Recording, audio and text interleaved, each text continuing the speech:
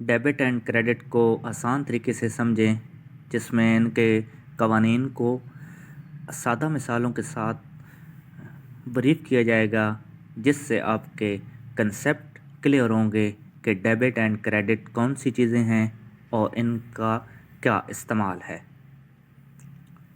अस्सलाम वालेकुम दोस्तों, कॉमर्स गाइड ऑफिशियल में खुश आमदीद कहते हैं हम आपको। आज की वीडियो में हम अकाउंटिंग के सबसे confusing topic debit and credit को डिस्कस करेंगे और इसको आसान तरीके से समझेंगे। अगर आप आई कॉम या बी कॉम के स्टूडेंट हैं या अकाउंटिंग के बारे में दिलचस्पी रखते हैं और सीखना चाहते हैं तो इस वीडियो को आप एंड तक ज़रूर देखें। इसमें एग्जांपल्स भी हैं, एमसीक्यूज़ भी हैं और बहुत सारी चीज़ें हैं जिससे आप अकाउंटिंग के कंसेप्ट क्लियर कर सकेंगे। आज के हमारे लेक्चर की जो डीएलओज़ हैं उसमें हम देखेंगे कि डेबिट और क्रेडिट के बेसिक कंसेप्ट क्या है, गोल्डन रूल्स क्या हैं, personal account, real account, nominal account की डेफिनेशंस क्या हैं, इनके एग्जांपल्स क्या हैं, सिंपल इजी समरी ट्रिक क्या है जिसमें रूल ऑफ थंब को बताया जाएगा। इसके अलावा एमसीक्यूज़ होंगे और उसके बाद हम लेक्चर को कंक्लूड करेंगे। अब आते हैं डेबिट एंड क्रेडिट के बेसिक कंसेप्ट के बारे में। सबसे पहली बात ये समझने की है कि डेबिट और क्रेडिट का मतलब अच्छा या बुरा नहीं होता, इसका मतलब नफ़ा या नुकसान भी नहीं होता। ये अकाउंटिंग के रूल्स हैं जिसमें हमें ट्रांजैक्शन के दो इफ़ेक्ट्स दिखाए गए हैं। एक इफ़ेक्ट ये है कि एक अकाउंट डेबिट होता है तो दूसरा अकाउंट क्रेडिट होता है। जिस तरह हम समझेंगे कि debit the receiver and credit the giver. जो अमाउंट रिसीव कर रहा है उसका अकाउंट डेबिट होगा और जो अमाउंट सेंड कर रहा है उसका अकाउंट क्रेडिट होगा। तो गोल्डन रूल जो है अकाउंटिंग में 3 बेसिक अकाउंट्स होते हैं। नंबर 1 पर्सनल अकाउंट, जो ज़ाती अकाउंट्स को या एंटिटीज़ के अकाउंट को, फॉर एग्जांपल कस्टमर या सप्लायर्स हैं उनके अकाउंट को ज़ाहिर करता है।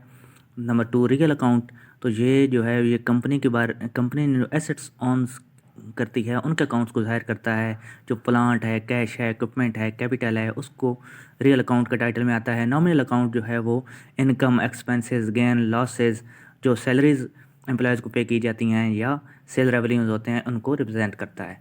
तो हम पर्सनल अकाउंट के बारे में बात करते हैं। तो रूल याद रखिएगा कि debit the receiver, credit the giver. आसान अल्फाज में जो पैसे रिसीव कर रहा है वो उसका अकाउंट डेबिट होगा, जो पैसे दे रहा है, जिसकी अकाउंट से पैसे जा रहे हैं, उसका अकाउंट क्रेडिट होगा। आपने अली को 10,000 रुपये दिए है तो अली का अकाउंट डेबिट होगा। आपके अकाउंट से गए हैं तो आपका अकाउंट क्रेडिट होगा। ये पर्सनल अकाउंट के एग्जांपल है। अब नेक्स्ट हम बात करेंगे रियल अकाउंट के बारे में। तो रियल अकाउंट में इससे थोड़ा हट के होगा कि रियल अकाउंट की एग्जांपल ये है कि जो चीज़ बिज़नेस में इनरोल होती है, जो इन होती है, वो डेबिट होगी और जो चीज़ बिज़नेस से बाहर जाती है, आउटफ्लो होता है, वो क्रेडिट होगी।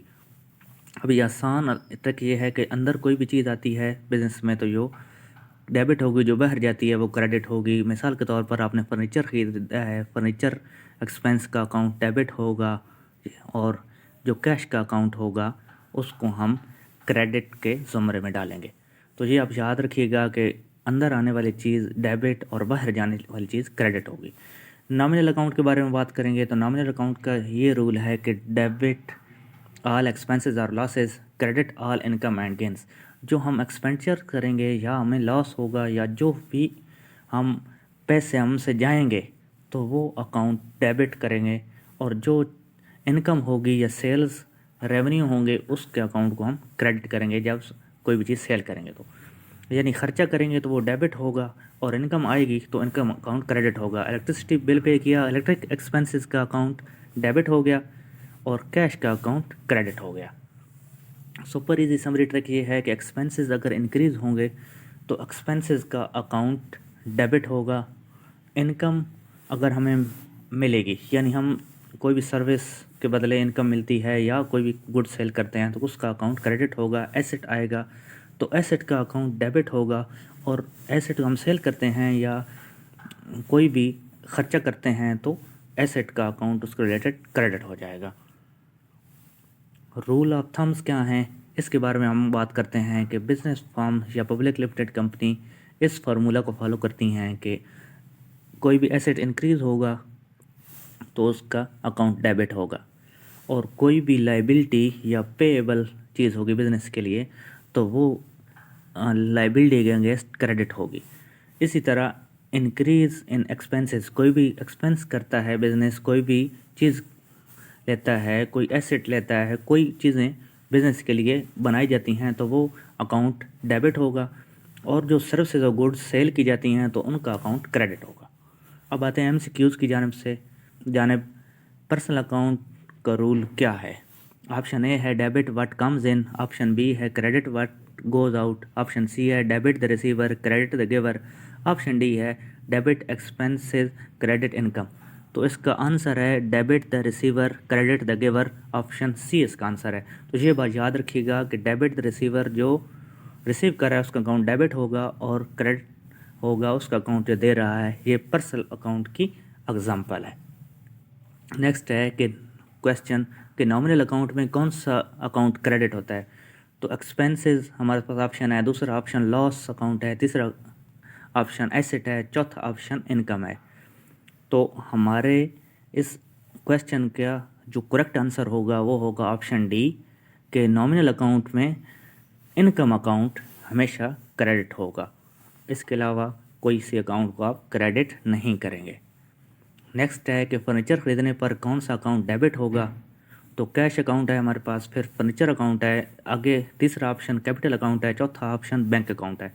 तो हमने कैश अदा किया है, फर्नीचर हमारे पास आया है, तो फर्नीचर का एक्सपेंडिचर का जो अकाउंट होगा फर्नीचर का वो डेबिट होगा और कैश अकाउंट क्रेडिट होगा। तो इसका करेक्ट आंसर है फर्नीचर अकाउंट, और हम फर्नीचर अकाउंट को ही डेबिट करेंगे। क्वेश्चन नंबर 4 है कि इलेक्ट्रिसिटी बिल पे करने पर कौन सा अकाउंट डेबिट होगा? जिस तरह हमने फर्नीचर वाली एग्जांपल दी थी लास्ट क्वेश्चन में, इसी के रिलेटेड ये भी तकरीबन है कि cash account, bank account, electricity expenses और कैपिटल, ये 4 ऑप्शन है। तो इलेक्ट्रिसिटी बिल पे किया है तो इलेक्ट्रिसिटी का जो अकाउंट होगा उसको हम डेबिट करेंगे और कैश अकाउंट को क्रेडिट करेंगे। तो करेक्ट आंसर है इलेक्ट्रिसिटी एक्सपेंसेस। अब क्वेश्चन नंबर 5 है, लास्ट क्वेश्चन है कि कैश देने पर कैश अकाउंट का क्या होगा? तो कैश हमारे पास से गया है तो debit the receiver credit the giver वाला फार्मूला हम यहाँ पे लगाएंगे। तो debit, credit, close, ignore 4 option है। तो जो एग्जैक्ट जवाब है इसका, करेक्ट आंसर है वो है ऑप्शन बी। तो कैश देने पर कैश अकाउंट हमारा क्रेडिट होगा। तो इसके साथ ही हम लेक्चर के एंड की तरफ जाते हैं। तो दोस्तों, डेबिट एंड क्रेडिट का कंसेप्ट क्लियर करने की हमने एक ट्राई की है, और इस वीडियो को आप अगर पसंद करते हैं तो काइंडली चैनल को लाइक भी करें, सब्सक्राइब भी करें, और नेक्स्ट हम आपके साथ अगली वीडियो में मिलेंगे और कंसेप्ट पे बात होगी।